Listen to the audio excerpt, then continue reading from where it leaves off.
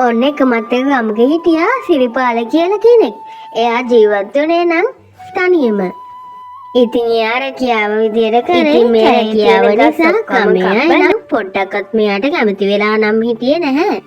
මොකද මෙයා ජීවත් වුණේ කැලෑවේ තියෙන ගස් කපලනේ.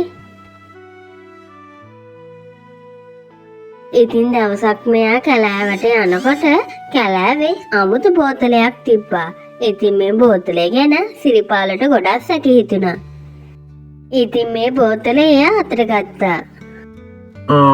මේක නම් අමුතු බෝතලයක්. මං කවමදාවත් මේ වගේ බෝතලයක් දැකලා නැහැ. මම මේක ගෙදර අරන් යනවා. ඉතින් සිරිපාල ගොඩක්ම කෑදරකමින් මේ බෝතලේ අරගෙන ගියා.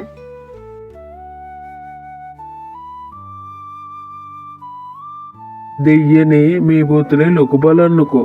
හරිම ලස්සන බෝතලයක්. මම මේ වගේ බෝතලයක් කවදාවත් දැකලා නැහැ. මේ මොකද මේක පාටම වෙන්නේ?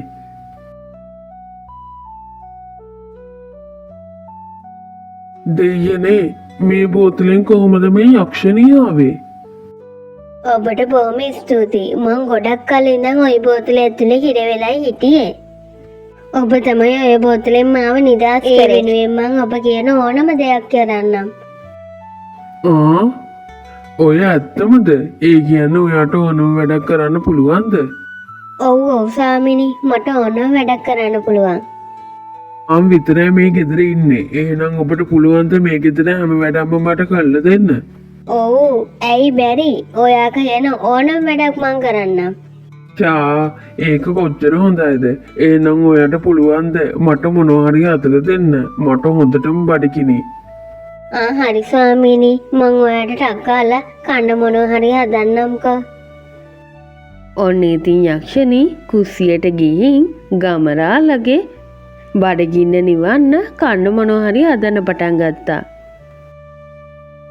ඉතින් මේ යක්ෂණී හැම වැඩක්ම කරේ ගොඩක්ම ආසාවෙන්. ඒ වගේම මේ යක්ෂණී කෑම හැදුව විතරක් නෙවෙයි ගෙදර පිරිසිදු කරන්න පටන් ගත්තා. ඉතින් මෙයාට පුළුවන් විදියට මෙයා මුළු ගෙදරම පිරිසිදු කරා.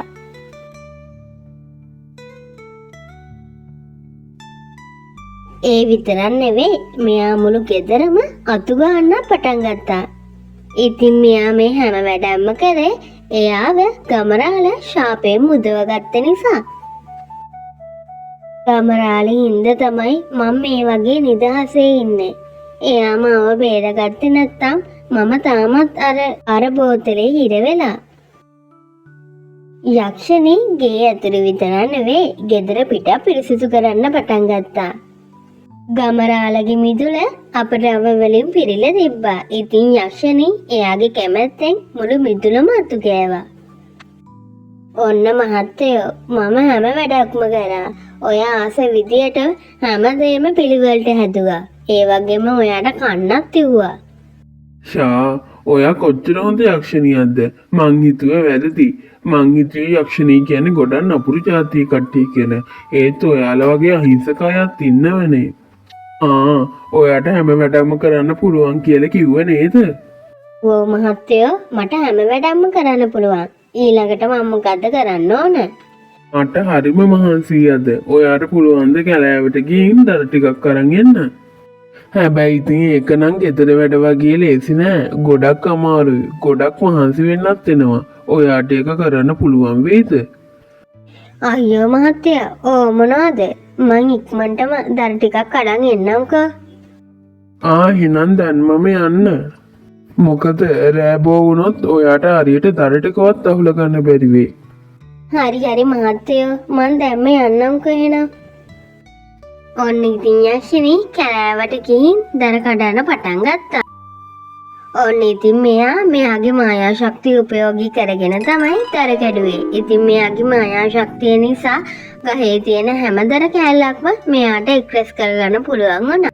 ඉතින් මෙයා ගොඩක් පරිස්සමින් අහුලගත්ත හැම දර කෑල්ලක්ම ගොඩක් පරිස්සමින් ගමරාලගේ ගෙදරට ගෙනිච්චා.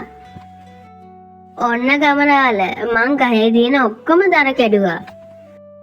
අම්මෝ, මෙතන දර ගොඩක් තියෙනවනේ. හරියට මං සත්‍යයක කඩන දර ප්‍රමාණය වගේ. ෂා ඔයා නම් ගොඩක් දක්ෂ කෙනෙක්. ඔයා කැමතිද හැමදාමත් මේ විදිහට මාත් එක්ක ජීවත් වෙන්න මගේ ගෙදර? ඇයි නැත්තේ? ඔයා ගොඩක්ම කරුණාවන්ත මිනිසෙක්. ඉතින් මං කැමතියි ඔයත් එක්ක මේ ගෙදර හැමදාම වුණත් ඉන්න. එහෙනම් ඔයා හැමදාමත් මාත් එක්ක මේ ගෙදර ඉන්න මගේ හැම වැඩකටම උදව් වෙලා. හරි මහත්තයා මම එහෙනම් ඉන්නම්කෝ. දින සති කෙමින් ගෙවිල ගියා. ඉතින් සිරිපාලගේ ණයකාරයෝ නම් ගෙදරට එන්න නම් අමතක කරේ නෑ. සිරිපාල මගේ ණය තමුන් දෙන්නේ නැද්ද? දැන් මාස දෙකකුත් වෙලා. තාම ණය මගේ දුන්නේ නෑනේ. අනේ මහත්තයෝ මට සති දෙකක් දෙන්නකෝ. මං ඉක්මනටම ණය ගෙවන්නම්. තමුන්ට ඉතින් කොච්චර සති දුන්නත් තමුන් හරියට සල්ලියක් දෙන්නේ නෑනේ. අනේ එහෙම කියන්න එපා මහත්තයෝ. මට තව සති දෙකක් දෙන්නකෝ. මං ඉක්මනටම ඔයාගේ ණය ටික ගෙවන්නම්. ඉතින් මේ කතාබහ අර යක්ෂණීට ඇහෙන්න පටන් ගත්තා. ඉතින් තමන්ගේ ස්වාමියාට කරදරයක් වෙනවා කියලා හිතලා යක්ෂණී ගොඩක් කේන්තියෙන් එතෙන්ට එන්න පටන් ගත්තා. ඉතින් ගමරාල යක්ෂණීක් එක්ක ජීවත් වෙනවා කියලා ගමේ අය කිසිම කෙනෙක් දැනගෙන හිටියේ නෑ. ඔන්න ඉතින් යක්ෂණී එකපාරටම ගොඩක් තරහින් එතෙන්ට එන්න පටන් ගත්තා. ඉතින් මේ යක්ෂණීට ගොඩක් බයුණු නිමල් එතනින් දුවන්න පටන් ගත්තා. ඉතින් සිරිපාලටත් මේ ගැන කර කියා ගන්න බැරි වුණා. ඉතින් දින සති ගෙවිල ගියා. ගමේ අයටත් මේක සාමාන්‍ය දෙයක් වුණා. ඉතින් සිරිපාල එයාගෙන් වැඩ ගත්තේ විතරක් නෙවෙයි එයා ආස හැමදේම කන්න බොන්නත් ලබා දුන්නා. දින සති ගෙවිල ගියා. ඉතින් සිරිපාලට හිතුණා අර යක්ෂණීව තමන්ගෙම කරගන්න. ඉතින් ටික දවසකින් එයාලා දෙන්න විවාහ වුණා. ඔන්න ඉතින් ටික දවසක් යනකොට යක්ෂණීට ගමරාලට පුංචි පුතෙක් ඉපදුණා. ඉතින් මෙයාලා ගොඩක් සතුටින් ජීවත් වුණා. ඉතින් යක්ෂණීත් ගොඩක් ආදරෙන් ගමරාලව බලාගත්තා. ඉතින් අදත් කතාව ලස්සනයිද? ලස්සනයි නම් අපව සබ්ස්ක්‍රයිබ් කරන්න අමතක කරන්න එපා.